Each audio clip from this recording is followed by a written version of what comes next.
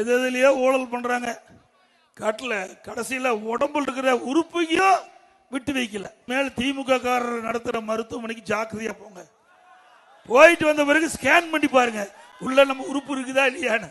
ஏன்னா திமுக எம்எல்ஏ நடத்துகிற மருத்துவமனையில கிட்னி முறைகேடாக ஏழை மக்களிடத்து எடுக்கப்பட்டதாக புகார் வந்து எது திமுக ஆட்சி திமுக எம்எல்ஏ அவருடைய மருத்துவமனையில் ஆய்வு செஞ்சு அதிகாரிகள் ஆய்வு செஞ்சு முறைகேடு இருப்பதாக சொல்லி அந்த உரிமத்தை ரத்து பண்ணியிருக்கிறாங்க.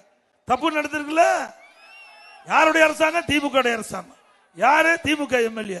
யார் விசாரணை பண்ணது? திமுக அரசு விசாரணை பண்ணுது. யார் அந்த உரிமத்தை ரத்து பண்ணது? திமுக.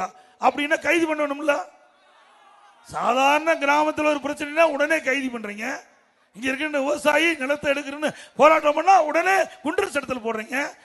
உறுப்பு மாற்று உறுப்பை திருடுறவர்களுக்கு விடலாமா?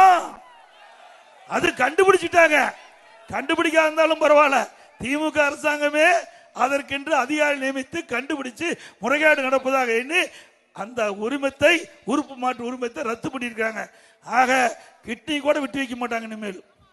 இன்னைக்கு எதுக்கா போய் ஆட்டை கடிச்சு மாட்டை கடிச்சு சொல்லுங்க, மனுஷனை கிடைக்கிற மாதிரி இந்த அரசாங்கம் மனிதரையும் விட்டு வைக்கல.